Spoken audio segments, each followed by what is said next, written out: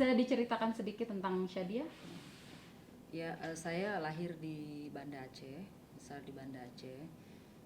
Keluarga saya itu dulu ayah saya DI, kakek saya juga ikut di DI tahun 50-an. Saya lahir dan besar di Banda Aceh, jadi ya selama sepanjang hayat saya tahunya Aceh itu selalu bergolak ya, selalu dalam konflik. Jadi dari masa sekolah saya selalu berpikir gimana caranya supaya Aceh ini jangan terus bergejolak, supaya gerakan kita di Aceh ini lebih jelas arahnya gitu. Namun saya sendiri waktu masih anak-anak tuh saya melihat kok orang Aceh itu sepertinya lain dengan orang di Indonesia gitu pada umumnya ya, bukan hanya masalah pembangunannya yang kurang, tetapi secara identitas juga orang Aceh itu berbeda gitu. Ternyata saya mulai diskusi, mulai ngobrol-ngobrol dengan ayah saya. Ayah saya banyak cerita tentang sejarah Aceh, bagaimana Islam pertama kali masuk di Aceh, bagaimana identitas orang Aceh itu. Kerajaan Islam pertama Samudra Pasai di Aceh, kemudian bagaimana kerajaan Aceh dulu membangun hubungan dengan Inggris, dengan Turki. Akhirnya saya mulai tertarik dengan sejarah Aceh khususnya. Kemudian saya mulai membaca dan akhirnya saya melihat tujuan kemerdekaan Aceh itu menjadi sebuah tujuan murni. Setelah saya mempelajari dan mendalami identitas Aceh baik secara karakter, politik, dan nasionalisme Aceh. Waktu itu Shadia umur berapa ketika GAM dibentuk? GAM dibentuk itu tahun 76, tapi waktu penyerahan Indonesia oleh pemerintah Hindia Belanda tahun 45, Aceh itu tidak termasuk dalam penyerahan teritori itu. Nah, pada saat itu ada beberapa ulama yang diundang oleh Soekarno, apakah ingin bergabung dengan Indonesia atau membentuk negara sendiri. Nah, pada saat itu karena anti kolonial, kemudian spirit nasionalisme Indonesia, kemudian bagaimana membangun Melayu ya, waktu itu identitas kemelayuan untuk melawan penjajahan. Akhirnya kelompok ulama ini yang dipimpin oleh Pusa itu akhirnya bersetuju dengan Soekarno untuk membentuk yang namanya Republik Indonesia, dan sumbangsih Aceh terhadap pembentukan Republik Indonesia itu sangat besar, khususnya yang pertama pembelian pesawat Garuda ya. Dulu pesawat Garuda itu orang Aceh yang beli. Jadi perempuan-perempuan di Aceh, ibu-ibu itu semua menjual gelang emas, cincin. Orang Aceh itu suka kumpulin emas ya, simpan emas. Itu pertama kali dibelikan pesawat Garuda untuk Soekarno.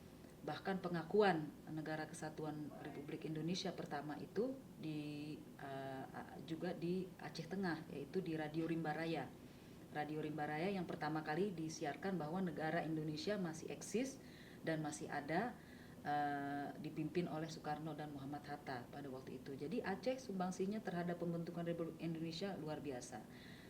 Nah, setelah integrasi dengan Indonesia, bergabung dengan Indonesia, orang Aceh merasa dihianatin.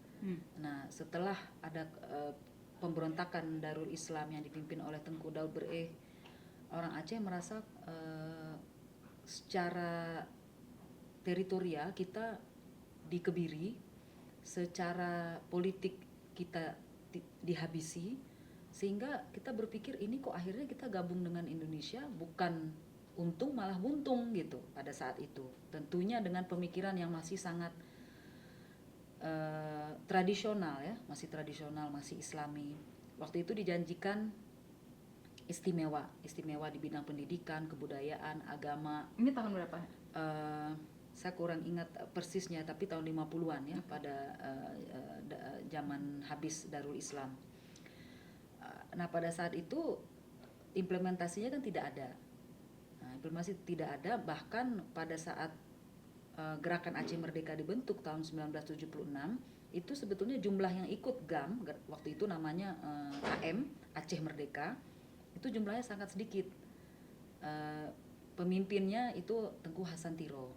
Tengku Hasantiro itu tinggalnya di New York, sekolahnya di Columbia University. Dia orang yang sangat penting bagi Indonesia. Bahkan pada tahun 60-an dia menjadi salah satu orang kepercayaannya Ali Sostro Amijoyo untuk mewakili Indonesia di PBB. Nah, pada saat itu Hasantiro mengusulkan dibentuknya negara federal untuk Indonesia. Karena dia melihat dari karakter keunikan etnik, religiosity masyarakat Indonesia itu sulit apabila Indonesia itu menjadi negara kesatuan. Alangkah baiknya apabila Indonesia itu menjadi negara federal pada saat itu. Nah, kemudian Tengku Hasantiro menulis buku Demokrasi untuk Indonesia. Pada buku itu kalau nggak salah terbit tahun 65-an begitu, kalau tidak salah saya. Nah, buku itu sendiri sebetulnya menjadi wacana bahwa kalau dibentuk federal, tentunya Aceh mempunyai karakter tersendiri. Artinya federal yang dalam federal bentuk murni seperti Malaysia misalnya, atau seperti Amerika. Karena beliau melihat dengan adanya perbedaan etnik masyarakat Indonesia itu sulit untuk memajukan sebuah negara kesatuan dalam konteks coexistence, kebersamaan, dan demokrasi. Makanya kemudian tahun 76 itu dia ada dirikan GAM untuk merealisasikan tujuan itu, maksudnya. Ya, karena sistem federalisme itu tidak didengar, kemudian akhirnya dia sendiri ya dikeluarkan dari mewakili Indonesia di PBB, ya, artinya dia sendiri juga mengundurkan diri, kemudian mulai mengikuti pemikiran dia tentang Aceh merdeka. Bagaimana jika Aceh itu berdiri sendiri dan merdeka secara berdaulat, bermartabat dan berdaulat. Nah, kemudian dia munculkanlah yang namanya Gerakan Aceh Merdeka dengan teman-temannya waktu itu. Pertama kali dideklarasi di Aceh, di Gunung Halimun pada tanggal 4 Desember 1976. Dan sampai sekarang masyarakat Aceh masih merayakan 4 Desember sebagai hari sakral pembentukan Gerakan Aceh Merdeka. Nah, ini tadi dari organisasi yang kecil kan tadi awalnya di tahun 76 hingga menjadi organisasi yang besar itu, bagaimana cara apa yang dilakukan oleh GAM untuk mendapatkan dukungan dari rakyat Aceh? Sebenarnya gini Mbak, waktu pertama itu jumlah gerakan bersenjatanya itu kecil, ya. Kemudian Tengku Hasantiro melihat jadi dari awal memang sudah gerakan bersenjata? Bersenjata, ya, dari awal sudah bersenjata karena konsep federal itu tabu bagi Indonesia, haram bagi Indonesia untuk merealisasikan konsep federal. Dan bahkan otonomi khusus yang diberikan kepada Aceh itu juga implementasinya nihil. Jadi Tengku Hasantiro beserta rekan-rekannya berpikir bahwa ini tidak ada jalan lain kecuali merealisasikan sebuah bentuk gerakan perlawanan, yaitu dengan menggunakan senjata. Pada saat itu jumlahnya tidak banyak. Nah, Soeharto mengirim 12.000 TNI waktu itu untuk menghancurkan hanya beberapa puluh orang. Nah, karena bentuk intensitas kekerasan militernya begitu dalam di Aceh, sehingga dukungan terhadap Aceh Merdeka malah justru semakin kuat. Nah, di sini letaknya. Jadi tadi kalau Mbak tanya propaganda, sebetulnya propagandanya kita dapat free dari Indonesia. Kenapa saya katakan demikian? Karena TNI semakin keras intensitasnya di Aceh, perlawanan Aceh terhadap Indonesia semakin kuat, dan dukungan Aceh Merdeka semakin tegas.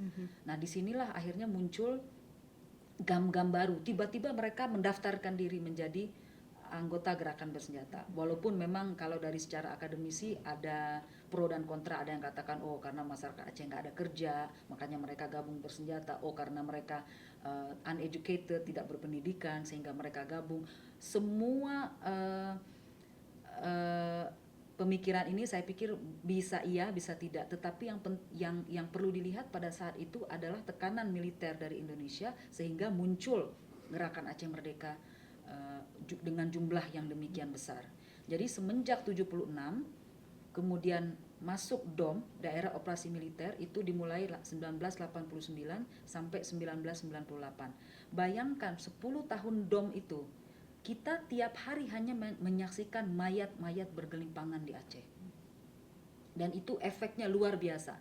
Shock terapi yang diberikan oleh Soeharto pada saat itu adalah dengan menggantung kepala pemimpin-pemimpin GAM atau pendukung-pendukung GAM itu di kampung-kampung, ya. Jadi kalau kita lihat kepala orang digantung, itu adalah suatu peringatan. Tetapi secara historis orang Aceh tidak bisa. Orang ahli antropologis Belanda Snoek Horgronje pertama kali ke Aceh, Snoek Horgronje melihat perlawanan orang Aceh ini tidak sama dengan perlawanan orang-orang di Jawa dan pada umumnya di Indonesia. Karena yang pertama, orang Aceh didasari pada perlawanan terhadap kafir. Yang pertama, KP, perang KP terhadap melawan penjajahan. Yang kedua, membela agama. Nah, di sini juga kuat. Yang ketiganya, membela kebenaran, apa yang ingin dicapai. Jadi sepanjang perasaan ini masih ada di dalam tubuh orang Aceh, maka akan susah dikalahkan. Dengan konsep shock terapi yang diberikan oleh Soeharto, di Lampung berhasil. Ada gerakan-gerakan Islam toh di Lampung yang pertama, tetapi begitu digantung beberapa orang, ditembak beberapa orang, mereka terus mundur. Tetapi orang Aceh justru malah maju. Saya ingat ada satu buku dari Belanda, orang Belanda yang bilang Aceh modern, Aceh gila. Jadi orang Aceh itu punya kalau gila pun harus gilanya nomor 1, nggak boleh gila, harus gila yang sama dengan orang lain. Jadi punya pemikiran yang demikian dan memang gila, sehingga timbul perlawanan yang berbeda. Tapi memang represinya si Soeharto ini ketika dengan ditakut-takutin tadi itu dilakukan baik di kota maupun di daerah-daerah terpencil. Oh, berat Mbak. Kalau di kota mungkin tidak kelihatan, tetapi PNS misalnya ada yang terlibat, itu tiba-tiba besok udah hilang. Aktivis-aktivis siapa saja yang mulai mendukung gerakan Aceh Merdeka ataupun ada rapat-rapat kecil kita buat, kita besok hilang. Dan banyak juga dari keluarga saya misalnya yang ikut bukan mendukung langsung gitu, tapi misalnya menyediakan tempat.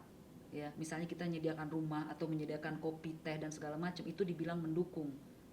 Nah, itu keluarga-keluarga ini umumnya juga hilang ditembak atau diculik dan sebagainya. Intensitasnya juga terhadap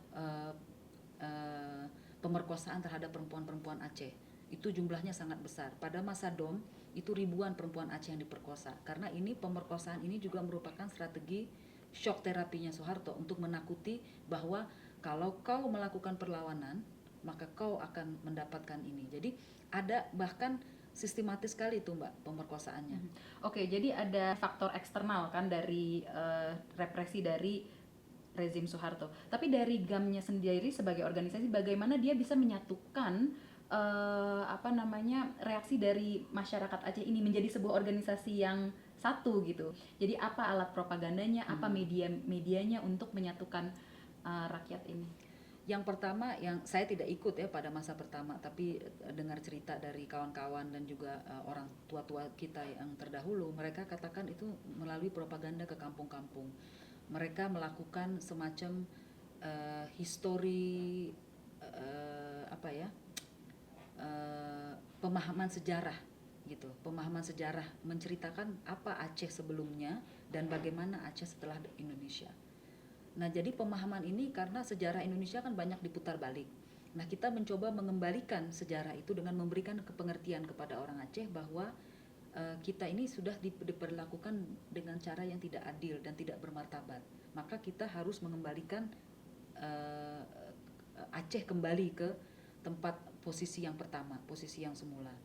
Nah, jadi pendidikan sejarah dimulai dari pendidikan sejarah itu di kampung-kampung. Itu lewat apa? Di sekolah-sekolah formal atau melalui pertemuan informal? Pertemuan informal, pesantren dengan mengundang pemuka-pemuka agama, karena di Aceh itu biasanya kalau pemuka agama tengku-tengku itu lebih didengar daripada orang politik.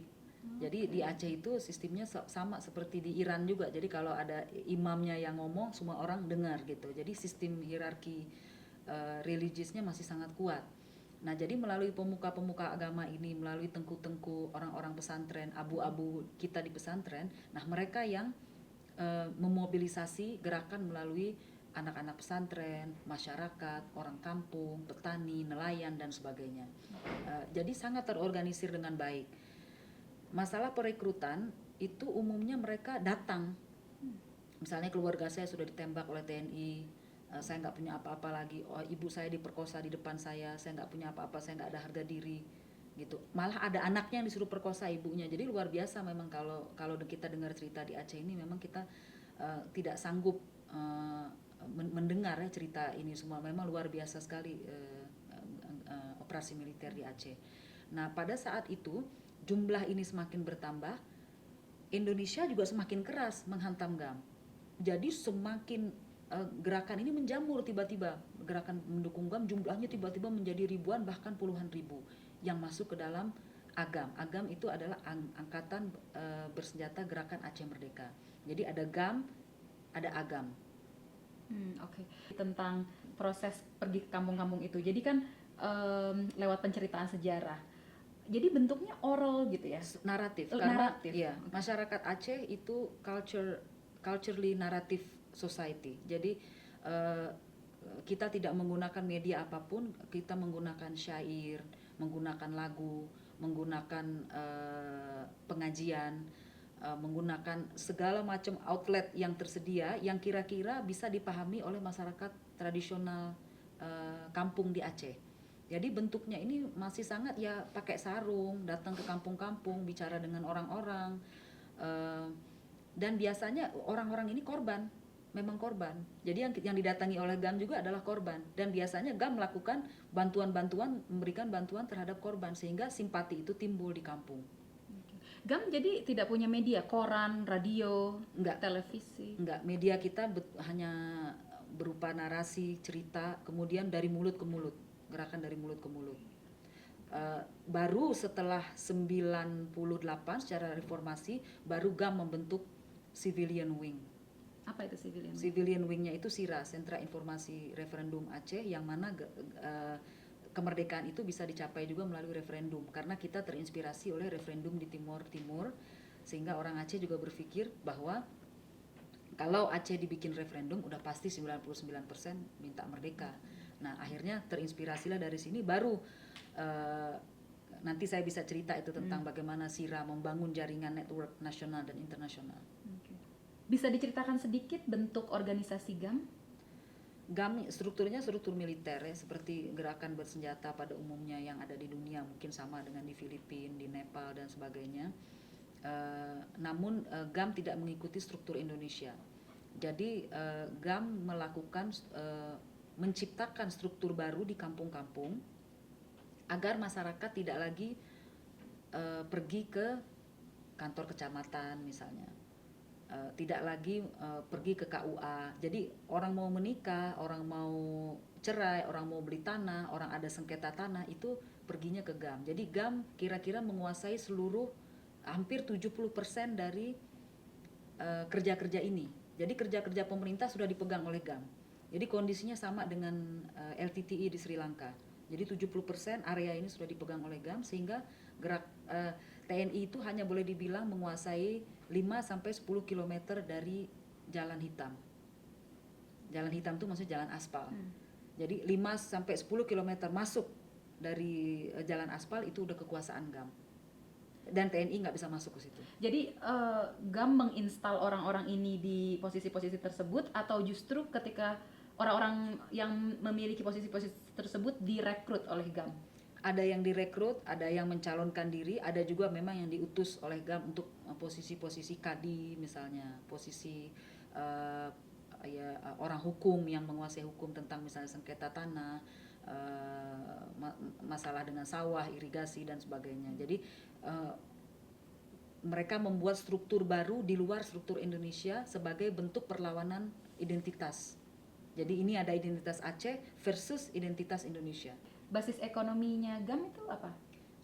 Kebanyakan dari donasi masyarakat, dan GAM juga melakukan yang dinamakan pajak nanggro atau semacam tax ya, pajak yang diberlakukan oleh sebuah gerakan bersenjata. Walaupun ini banyak dikecam oleh orang Aceh juga ada yang marah dengan uang ini, bahwa misalnya tiap bulan kita harus store ke GAM. Nah, uang inilah yang digunakan oleh GAM untuk menjalankan pemerintahannya gitu. Sebagai pengurus GAM ya, dibayar nggak? nggak ada, semua yang ngurus GAM tidak ada yang dibayar. Kita semua kerja berdasarkan volunteerism dan kepemilikan. Jadi di GAM itu lebih kepada ownership, bukan representatif ya. Jadi rasa kepemilikan, ownership dan solidaritas. Bagaimana keikutsertaan perempuan dalam GAM? Ya, kalau perempuan itu biasanya dipakai oleh GAM untuk bidang logistik, intelligence, dan juga untuk perang. Karena di Aceh itu dari zaman Belanda itu sudah ada yang namanya Inong Bale. Inong itu perempuan, Bale itu janda. Jadi Inong Bale ini kalau merefer kepada buku-buku tulisan-tulisan antropologis, antropolog orang Belanda, itu dibentuk pada saat perlawanan Belanda dengan Aceh. Karena perang paling getir bagi Belanda di Indonesia adalah di Aceh. Sampai sekarang kuburannya itu Kirchhoff, Jenderal Kirchhoff itu meninggalnya di Aceh. Itu jenderal besar, jenderal yang memegang Asia Tenggara itu meninggalnya di Aceh, dan kuburan Kirchhoff sampai sekarang itu masih dirawat oleh pemerintah Belanda di ada di tengah-tengah kota Banda Aceh. Dan dari tahun perang semenjak 35 tahun itu Belanda paling banyak meninggal itu di Aceh. Oke. Dan dari sejak saat itu perempuan sudah ikut serta dalam perjuangan Iya, rakyat iya. Aceh. Bahkan kalau melihat buku-buku cerita antropolog Belanda itu, orang Belanda banyak menembak perempuan pada saat itu karena dalam kesaksian mereka bilang ada orang pakai celana panjang karena orang Aceh bajunya memang bukan kain. Pada saat itu perempuan semua pakai kain, tapi orang Aceh menggunakan celana panjang. Iluit Hamase namanya celana itu. Uh, uh, Translationnya lucu, translationnya Iluit Hamase itu celana menahan anjing. Gitu. Sebetulnya bukan untuk bukan menahan anjing begitu, tapi maksudnya memang celana itu orang Aceh menggunakan, perempuannya menggunakan celana dari dulu. Sedangkan seluruh Asia Tenggara itu pakai kain. Ya. Nah, jadi Belanda pada saat itu banyak menembak perempuan. Jadi laporannya dari gubernur Belanda itu, mereka sampai ditanya di Belanda itu, "Kenapa kalian tembak perempuan?" katanya. "Kak, soalnya mereka pakai celana," katanya. Sebab orang Belanda sendiri perempuannya masih pakai rok yang mekar-mekar itu. Sementara orang Aceh sudah perang, perempuannya pakai celana panjang. Jadi sudah sangat progresif pada saat itu, tahun 18 sekian gitu ya. Dan cerita-cerita ini bisa dapat semua dari perpustakaan di Leiden. Saya sendiri dengarnya dari orang Belanda cerita ini. Jadi orang-orang perempuan ikut karena langsung. Sejarah ini, karena ada sejarah bahwa perempuan ikut serta bahkan dari zaman kolonial dulu. Jadi mereka tertarik. Tapi dalam hal persentase, kira-kira berapa jumlah perempuan yang ikut dalam GAM? Kalau jumlah itu kita nggak menghitung ya. Saya pikir waktu itu di GAM kita lebih kepada tujuan. Karena kita ini hanya sebagai instrumen, alat sebagai kemerdekaan. Artinya siapa saja yang mendukung kemerdekaan, dia adalah bagian dari GAM gitu. Nah, perempuan-perempuan yang waktu itu ikut tentunya korban, ada yang korban memang korban diperkosa atau suaminya atau anaknya ditembak oleh TNI. Kemudian ada juga memang yang ingin ikut dari hati sendiri gitu. Banyak juga yang seperti itu, ada yang ikut memegang senjata, ada yang membantu misalnya membelikan pulsa untuk GAM, mengantar nasi, membersihkan camp, membersihkan senjata dan sebagainya. Jadi pada saat itu memang tidak ada perbedaan treatment antara perempuan dan laki-laki pada saat itu. Tapi tentunya selesai masa berjalan kondisi ini semakin memburuk. Iya kan, Shadia pernah bekerja sebagai intel kan, waktu itu. Nah, intel perempuan ini banyak. Kalau yang kerja yang di tingkat kampung itu banyak sekali, jumlahnya itu nggak terhitung. Bahkan anak-anak kecil juga yang misalnya jadi watcher gitu yang dipakai oleh GAM untuk melihat nih TNI udah masuk sampai sini. Nanti anak-anak kecil itu yang memberitahu kepada GAM gitu, apakah melalui surat, apakah melalui berita, melalui radio dan sebagainya. Perekrutan itu saya pikir rekrut resmi nggak ada ya dalam GAM, karena gerakan bersenjata ini umumnya gimana ya, susah mendescribe gerakan bersenjata itu. Biasanya memang didasari pada mungkin ada rasa takut juga, ya harus ikut. Yang keduanya juga memang they have no choice gitu, karena mereka tinggal di kampung, mereka juga ingin survive, ya mereka mau nggak mau harus mendukung GAM pada saat itu. Walaupun saya tidak mengatakan semuanya seperti itu, banyak juga yang memang yang mendukung secara secara benar-benar, karena memang perlakuan Indonesia yang betul-betul biadab di Aceh. Tadi sudah disebutkan bahwa perempuan merupakan alat untuk kemerdekaan Aceh. Tapi dari sisi GAM sendiri, bagaimana mereka memposisikan gerakan perempuan dalam perjuangan Aceh merdeka? Ada secara khusus diperhatikan tidak? Kalau khusus nggak ada Mbak ya, karena gerakan bersenjata itu sangat dominasinya sangat kuat laki-laki, dan Aceh itu secara kondisinya ya sangat Islami dan juga sangat patriark ya. Jadi namun orang Aceh melihat gerakan perempuan itu bukan hal yang baru gitu, karena memang eh, Aceh sendiri dipimpin oleh 4 ratu gitu. Jarang-jarang ada kingdom yang Islami dipimpin oleh ratu gitu. Nah, Aceh itu dipimpin oleh 4 ratu, kemudian seorang admiral melawan Portugis, Malahayati, kemudian Cut Nyak Din, Cut Nyak Mutia, Pocut Baren, dan semua heroin Indonesia itu kebanyakan orang Aceh kalau yang perempuan. Jadi bagi GAM tidak merupakan hal yang baru, namun posisinya tentu udah berbeda karena strukturnya pada saat itu laki-laki lebih dominan, sehingga perempuan menjadi yang kelas 2-nya gitu. Walaupun memang masih dalam gerakan, tetapi masih di belakang. Sekarang setelah Aceh memiliki otonomi, bagaimana bentuk gerakan perempuan di Aceh? Gerakan perempuan di Aceh sekarang kalau saya melihat agak sulit ya Mbak, karena waktu Gus Dur menerapkan syariah Islam di Aceh tahun 2001 itu bukan keinginan GAM sebetulnya. GAM itu gerakannya sekuler, National Liberation Movement, sehingga tidak ada konteks agama di dalam perlawanannya. Hanya saja karena GAM itu mayoritasnya memang orang Islam, ya tentu keislamannya itu dalam gerakannya itu muncul gitu. Namun bukan perang agama gitu, tapi perang melawan Indonesia yang dianggap sebagai penjajah, sehingga kita ingin merebut kemerdekaan dari penjajahan ini. Nah, setelah 2001 kondisi perempuan itu dari secara struktur posisi itu tereduksi, memang saya lihat ya, karena memang ada elemen-elemen yang sengaja diciptakan untuk kepentingan politik, untuk mengurangi posisi-posisi perempuan. Namun secara tradisional masyarakat Aceh, walaupun patriark tapi perempuannya sangat dominan, sangat kuat gitu. Atau mungkin ada perbedaan antara gerakan perempuan di kampung-kampung dengan di kota besar saat ini? Kalau yang di kampung itu saya melihat tetap core-nya GAM. Nah, kalau yang di kota-kota besar itu seperti di Banda Aceh, Lok Sumawe, mungkin di kota-kota besar itu kebanyakan aktivis yang memang ada yang donor driven, ada yang murni memang ada gerakan-gerakan perempuan yang mereka lakukan secara tradisional. Ada juga memang yang gerakannya keagamaan. Jadi sebetulnya secara kalau saya lihat secara keseluruhan itu cukup dinamik di Aceh, karena semua macam bentuk itu ada, yang agama ada, yang perlawanan ada, yang anti kekerasan, kekerasan terhadap perempuan itu juga ada. Jadi secara aktivis itu mereka cukup diverse. Jadi tadi barusan disebutkan yang aktivis-aktivis lebih banyak di kota-kota besar, sementara di kampung-kampung malah justru masih digerakkan oleh GAM. Semuanya digerakkan oleh GAM. Tapi tujuan gerakan perempuannya sama tidak antara yang tadi perkotaan / disupport oleh LSM sama yang di kampung-kampung? Ini pada masa konflik kan maksudnya?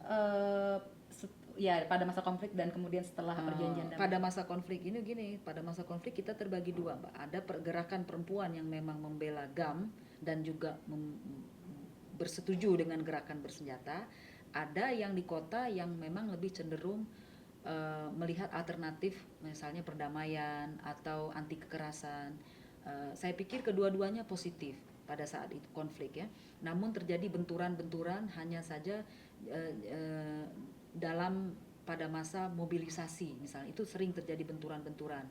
Karena kalau GAM memobilisasi itu cukup dengan satu perintah, karena mereka top down kan, mereka militer. Jadi hanya dengan satu perintah, kumpulkan misalnya 20.000 massa, itu dalam beberapa jam udah kumpul 20.000. Sedangkan kalau aktivis kan mau cari 20 orang aja susah gitu. Betul. Apalagi dalam masa konflik mereka bisa ditangkap, bisa dianiaya oleh TNI, oleh polisi, BRIMOB dan sebagainya. Pada saat itu GAM juga menggunakan para aktivis. Jadi sebetulnya mutual benefit gitu. Dua-duanya menggunakan. Jadi si aktivis juga menggunakan kehebatan dan kekuatan GAM di kampung-kampung. GAM juga menggunakan kekuatan aktivis di kota-kota sehingga mereka saling bekerja sama. Contohnya seperti Sira pada saat 8 November 1998 gerakan referendum itu sampai bisa kita kumpulkan 1 juta orang, itu tanpa ada sumbangsih kerja dan network yang dibangun oleh GAM, mustahil kita bisa kumpulkan 1 juta orang kalau dengan hanya kelompok aktivis.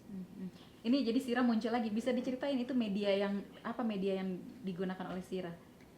Sira itu pertamanya juga sama, kita mengikuti cara GAM, yaitu ke kampung-kampung, berbicara dengan orang. Saya datang ke kampung bicara dengan orang-orang kampung tentang solusi. Kok kita perang terus, orang udah capek nih perang 30 tahun, apa alternatifnya? Nah, kita punya alternatif sama seperti di Timur Timur, referendum itu juga tujuannya untuk merdeka, integrasi dengan Indonesia atau merdeka dari Indonesia.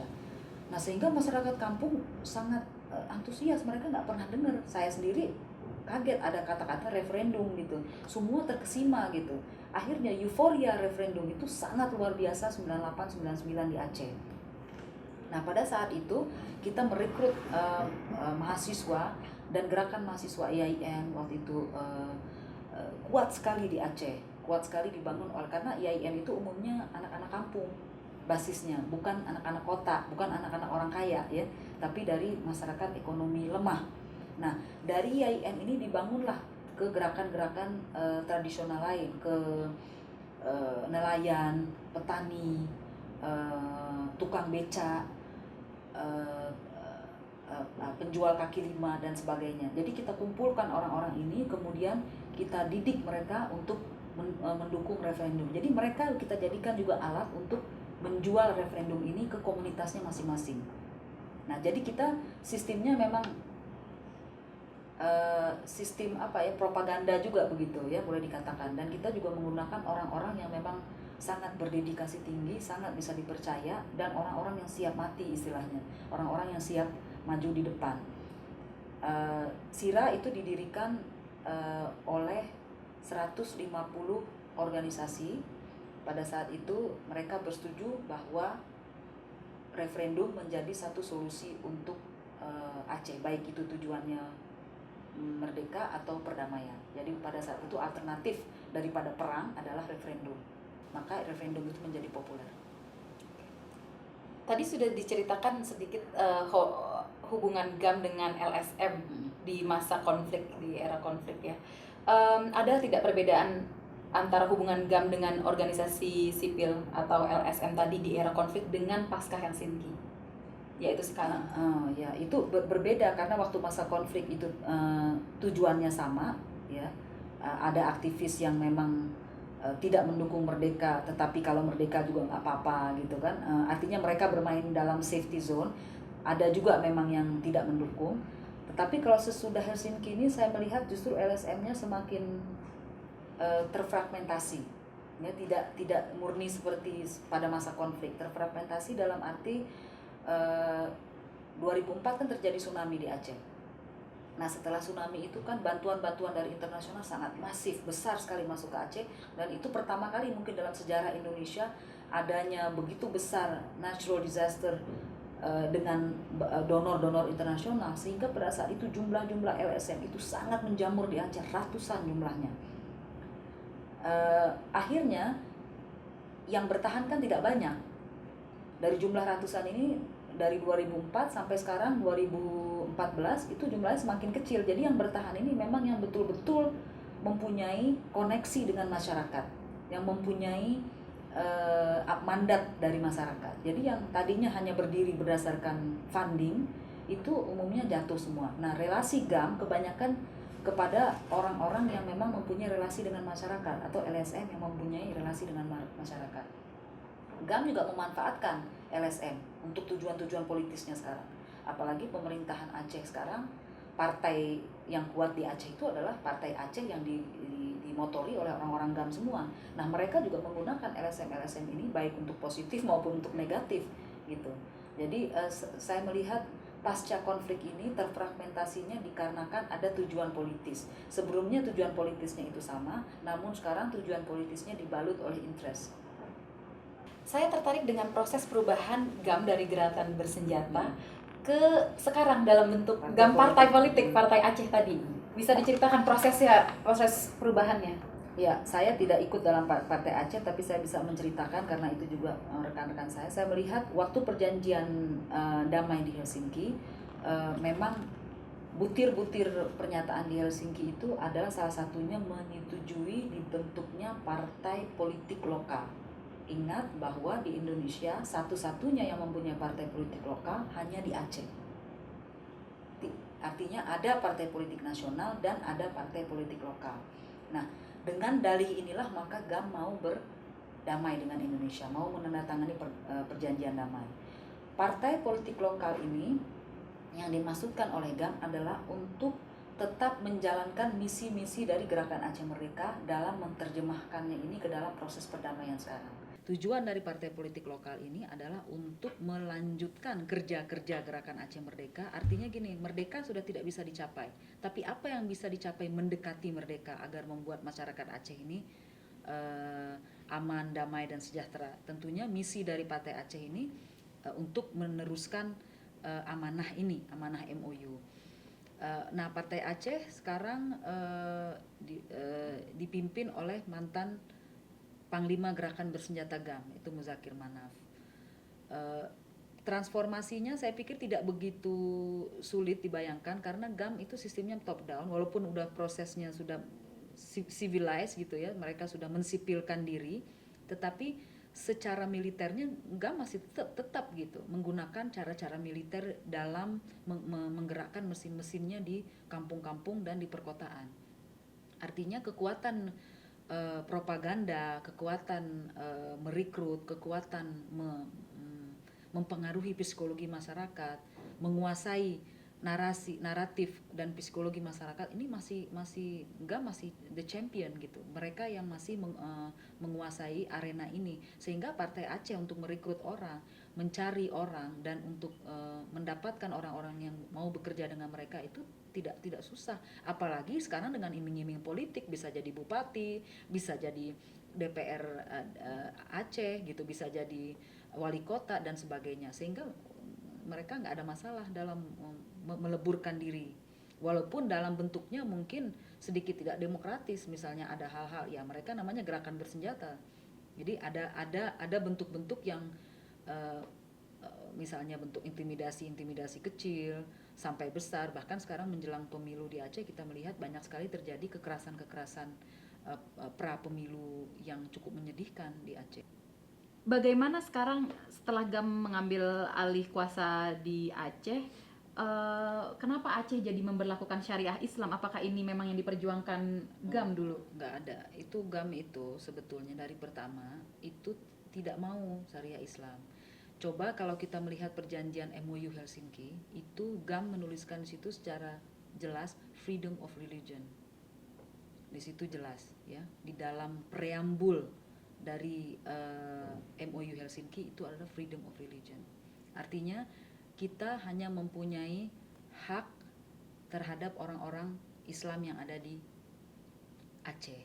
Tidak ada unsur pemaksaan dan sebagainya. Namun 2001, ini sebelum perjanjian damai Helsinki, perjanjian damai Helsinki itu 2005. 2001 almarhum Gus Dur itu menerapkan syariah Islam di Aceh, karena waktu itu tengku-tengku dari pesantren datang semua, oh Abu, ini yang penting di Aceh ini sekarang syariah Islam, baru orang Aceh mau damai semua. Nah, Gus Dur tanpa berpikir panjang waktu itu menyetujui syariah Islam tanpa berpikir implikasinya terhadap perempuan, terhadap norma masyarakat Indonesia secara umumnya. Dia tidak melihat bahwa ini akan menjadi kendala baru bagi Aceh ke depan. 2001 dia yang meresmikan dengan paket otonomi khusus untuk Aceh. Jadi waktu itu satu paket, kita nggak bisa tolak Otsus dan Syariah Islam.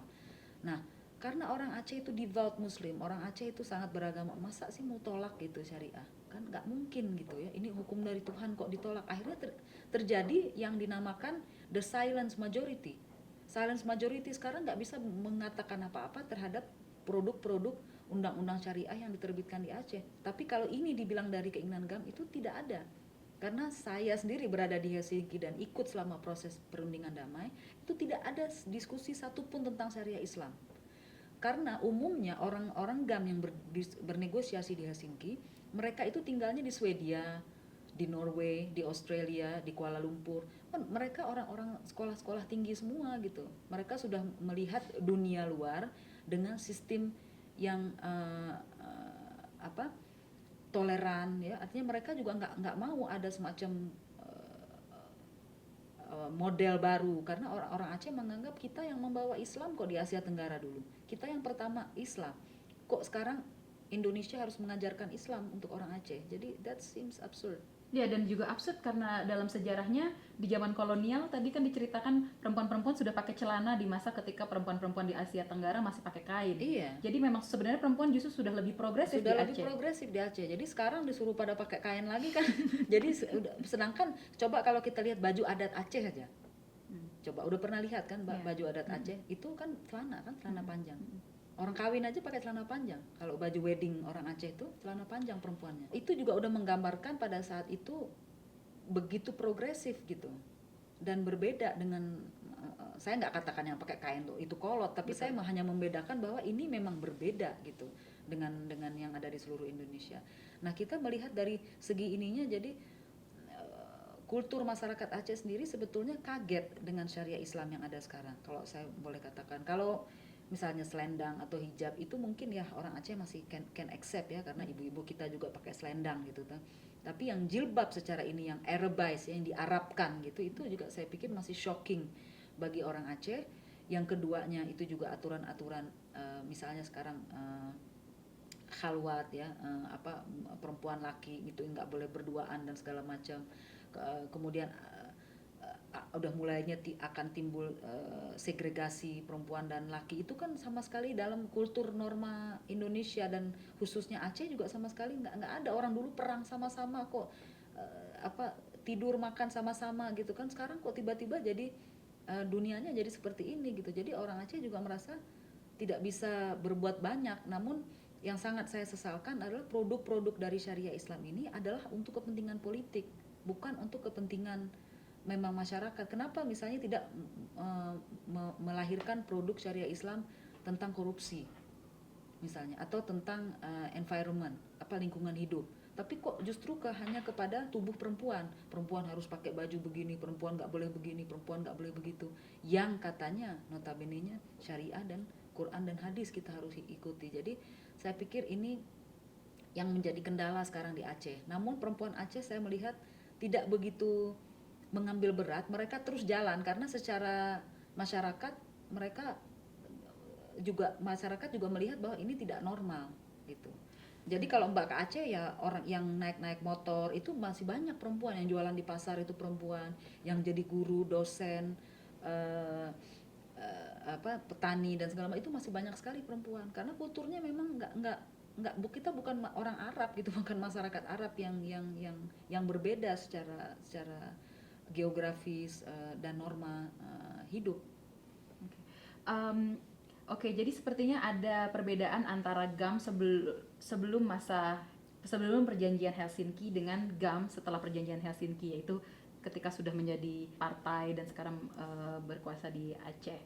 Pertanyaan saya adalah, apakah perubahan di Aceh saat ini untuk di masa depan masih bisa kita berharap dari GAM yang saat ini ada, bukan GAM yang dulu? Waduh, ini susah pertanyaan. Saya pikir gini, saya hanya melihat dari kepentingan Aceh ya, secara baik ya, saya tidak melihat siapa yang akan memimpin, baik itu GAM maupun non GAM. Namun yang ingin saya sebagai seorang aktivis yang juga memang mendukung kemerdekaan Aceh pada masa lalu, saya ingin melihat bahwa GAM ini kalau bisa jangan terpecah belah gitu ya. Artinya tetap dengan kekuatan yang ada, namun bisa men-sharing powernya dengan yang lain gitu. Nah, ini karena lebih penting, karena kalau kita reduksi juga, kita amputasi GAM, jangan ada lagi hilang, ya nggak mungkin. Mereka yang 30 tahun berjuang untuk Aceh, untuk merdeka, sekarang tiba-tiba mereka kita kikis semua dari pemerintahan, tidak mungkin gitu. Jadi secara gradual dan melalui pendidikan, misalnya meningkatkan pendidikan, meningkatkan kesehatan, dan akhirnya kesadaran masyarakat akan timbul. dan juga tentang pembenaran sejarah. Satu hal lagi yang belum saya sebut dari tadi yaitu tentang hak asasi manusia, tentang HAM. Karena apapun ceritanya, Aceh pernah mengalami masa gelap dengan yang namanya Indonesia. Nah, bagaimana masa gelap ini bisa diterangkan?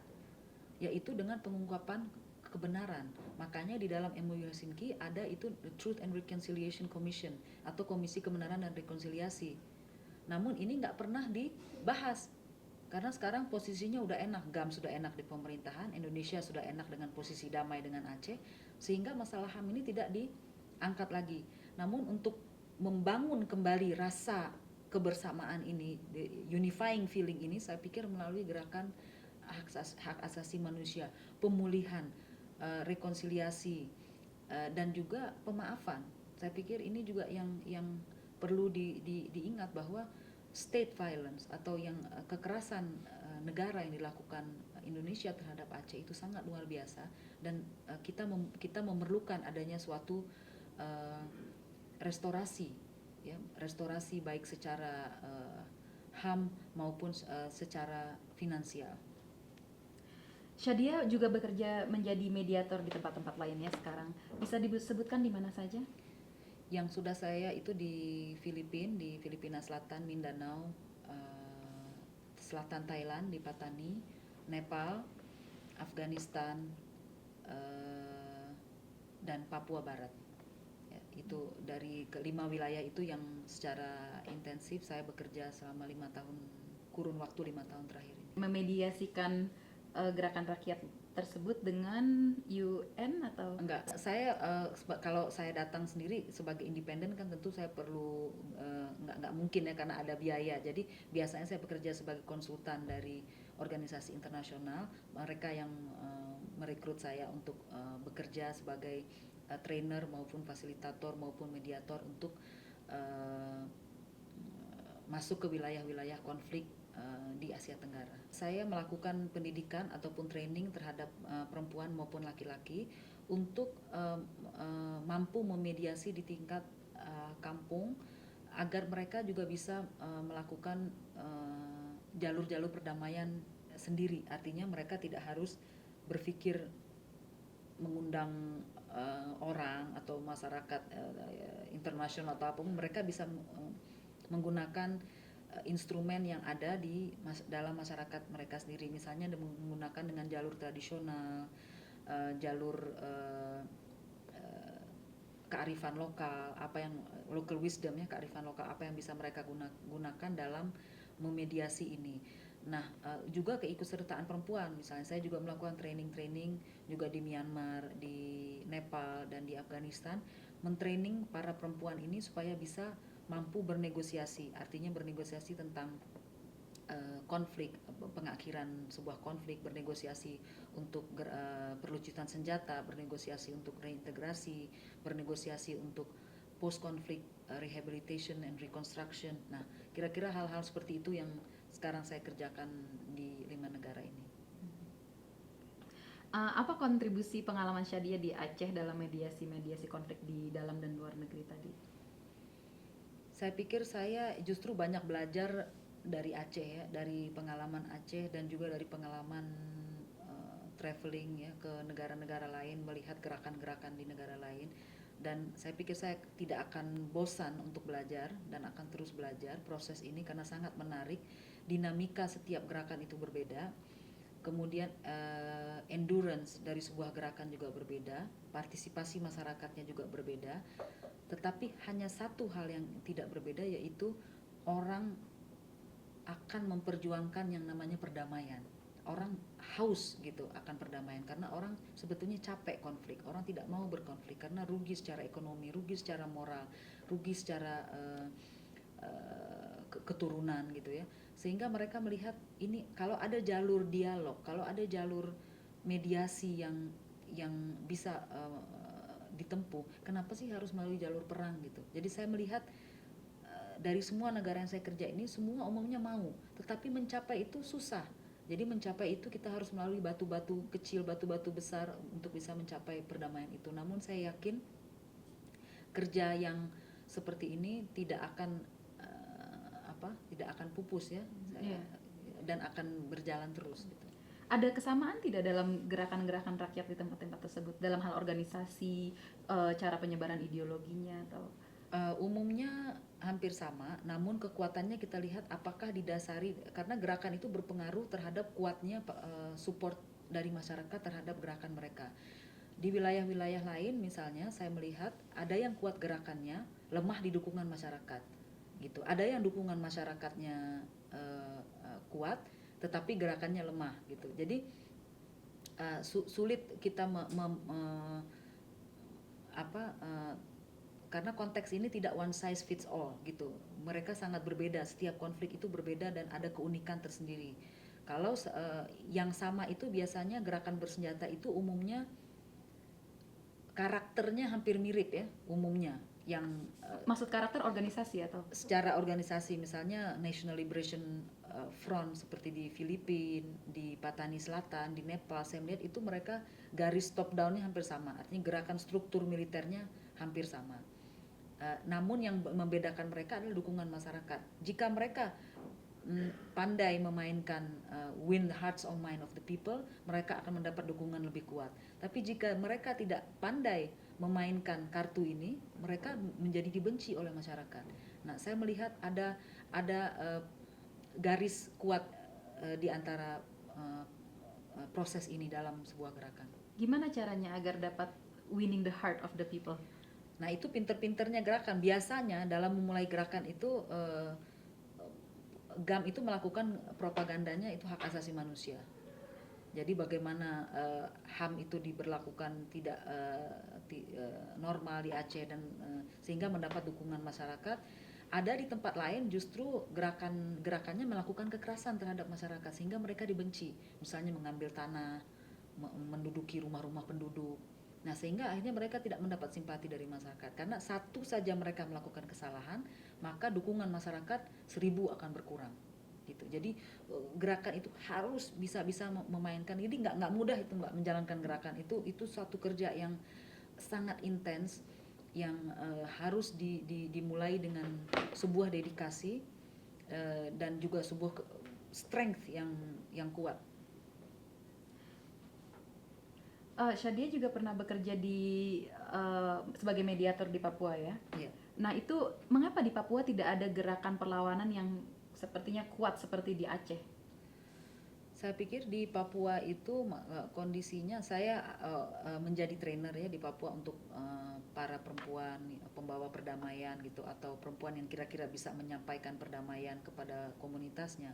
Karena di Papua itu cenderung penduduknya itu sudah ada masuk banyak dari orang luar ya, dari orang Jawa, masyarakat dari Makassar, Buton, Palu dan lain sebagainya, dari Sulawesi, Manado, Ambon. Sehingga mereka membentuk gerakan yang murni Papua itu sudah susah. Apatah lagi kelompok mereka itu juga terbagi-bagi karena mereka hidupnya kan dari suku-suku ya. Orang Papua itu kan banyak, orang Manokwari, orang Wamena, orang Jayapura, orang Fak-Fak dan sebagainya. Ini waktu mereka mau menyatukan pendapat juga agak susah gitu. Jadi mereka sudah terbagi, tribal society itu juga susah, beda dengan Aceh yang lebih homogenes. Namun mereka dengan masyarakat yang lebih egaliter, secara politik juga bisa lebih menguntungkan daripada sistem yang ada di Aceh. Gitu. Jadi kedua-duanya punya keunikan sendiri. Saya melihat Papua ini karena juga sangat represif, TNI juga sangat kuat memainkan peranan di Aceh dan juga Di Papua dan menggunakan orang-orang Papua menjadi intel-intel dan sebagainya. Ini juga menjadi kendala besar bagi orang Papua sendiri bekerja dan bekerja sama dengan orang-orang Papua karena pembusukannya itu sudah sangat tinggi di Papua sehingga pada saat mereka mau memobilisasi itu mereka selalu mendapatkan benturan-benturan yang tidak normal terjadi di Aceh karena di Aceh tidak banyak Mbak ada pendatang dari Jawa misalnya dari daerah lain tapi umumnya mereka hanya tinggal di satu komunitas tertentu sedangkan di Papua itu mereka spread out gitu jadi yang namanya orang Papua sendiri itu kalau Mbak turun di Sentani itu sampai Jayapura aja mungkin bisa dihitung dengan jari yang kita bisa melihat warna kulit orang Melanesia dengan rambut keriting karena umumnya itu sudah penduduk pendatang semua. Jadi pendatang itu sudah lebih banyak dari jumlah orang Papua dan ini sangat menyedihkan. Dan saya pikir kita sebagai orang Indonesia seharusnya malu ya, malu dengan kondisi yang seperti ini terjadi di Papua. Bukannya kita melindungi ini, kita malah membiarkan hal ini terjadi di Papua. Jadi kira-kira bagaimana membangun gerakan yang efektif di Papua ya? Menurut Saya Shadia? melihat masyarakat ini harus melalui suatu bentuk transform, karena gerakan itu baru bisa matang jika ada the big suffering. Nah, jadi sebelum big suffering ini timbul ya, penderitaan yang amat sangat, itu akan sulit sebuah gerakan mencapai yang namanya kematangan. Jadi harus ada proses menderita dulu, kemudian ada proses pematangan, baru terjadi pendidikan gerakan di situ. Nah, Aceh sudah melalui ini semua walaupun tidak secara sempurna. Nah, saya melihat Papua ini masih virus ini belum timbul banyak, hanya baru di beberapa wilayah, namun belum di seluruh wilayah. Kendalanya itu tadi, karena masyarakat yang egaliter, kemudian tribal society, geografisnya juga sangat besar, sehingga mau menyampaikan pesan dari Wamena misalnya ke Manokwari itu juga setengah mati, ke Kerom, ke sini ke situ. Mereka jalan itu, menghadiri saya punya training itu kadang-kadang 3 hari saya tanya dari mana dek jalannya, wah ini saya dari sini naik boat dulu, dari naik boat saya naik bus, dari naik bus. Jadi luar biasa sekali geografisnya di Papua itu, sehingga sulit kita mengharapkan yang namanya obat yang ampuh gitu untuk Papua itu susah. Namun saya yakin masyarakat Papua itu kuat dan mereka cukup matang untuk melakukan analisa-analisa konflik ke depan, dan mudah-mudahan dengan adanya keterbukaan Indonesia mau melakukan dialog, karena saya pikir penting sekali melakukan dialog dengan masyarakat di Papua. Seperti Shadia sudah ketahui kan, setelah 98 sepertinya tidak ada gerakan atau organisasi rakyat yang efektif secara nasional begitu. Ya ada reformasi, ada desentralisasi, tapi itu juga proses itu juga memperluas korupsi di daerah-daerah. Sementara ruang-ruang publik yang kita kira setelah reformasi akan terbuka kan justru malah dikuasai oleh para elit bisnis dan politik. Menurut Shadia, apakah ada harapan untuk membangun gerakan rakyat yang secara nasional kita bangun? Kalaupun misalnya ada, bagaimana kita membangun gerakan rakyat yang efektif di Indonesia? Ini saya pikir di Indonesia sekarang karena desentralisasi akhirnya semua mengejar uang ya. Jadi akhirnya karena ada bentuk baru dalam making money, akhirnya semua sibuk ke situ. Saya melihat, tapi saya cukup optimis dengan kaula muda di Indonesia. Saya cukup optimis dengan anak-anak muda yang ada sekarang, walaupun dengan sepak terjangnya yang berbeda. Namun kesadaran politiknya di Indonesia saya pikir cukup tinggi. Anak-anak mudanya itu tidak terlena gitu, tidak terlena. Memang nggak sama dengan gerakan waktu reformasi, tetapi gerakannya udah berbeda sekarang. Ada yang bergerak di lingkungan hidup, ada yang bergerak di HAM, ada yang bergerak di anti korupsi, gender equality dan sebagainya. Nah, yang sangat ingin kita harapkan tentunya bersama adalah bagaimana gerakan ini menjadi sebuah bentuk gerakan rakyat yang kolektif gitu ya. Nah, ini yang saya belum lihat ada di Indonesia. Yang ada justru timbul masalah sekarang, misalnya menjadi lebih saya orang Ambon, saya orang Aceh, saya orang ini, sehingga timbul masalah etnosentris ya. Etnosentris ini jadi timbul karena desentralisasi juga memberikan peluang terhadap ini. Nah, jadi kita inginnya justru ada semacam pengindonesiaan kembali tentunya, tapi dalam bentuk yang Bhinneka Tunggal Ika gitu, tapi tidak didasari hanya kepada dari etnis dan agama, tapi lebih bersatu kepada satu tujuan Indonesia bersama, misalnya ya tujuan masyarakat yang adil dan makmur untuk Indonesia.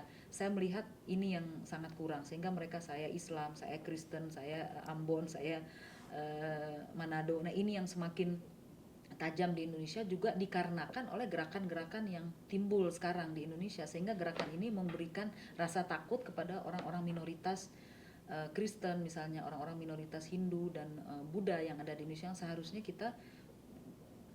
saya lihat sekarang jadi binekanya kita udah hilang gitu, tinggal ikannya aja. Jadi saya sebagai orang Indonesia sedih juga gitu melihatnya. Jadi sebenarnya Indonesia ini cukup bagus jika di manage dan dibangun kebinekaannya itu direstorasi kembali. Nah saya melihat itu, walaupun dengan peluang ekonomi yang sekarang cukup menyilaukan mata ya, kalau kita melihat itu airport di daerah-daerah itu sudah lebih bagus dari airport Cengkareng. Salah satu hal itu juga membuat kita orang daerah menjadi bangga sebetulnya dengan adanya itu ya.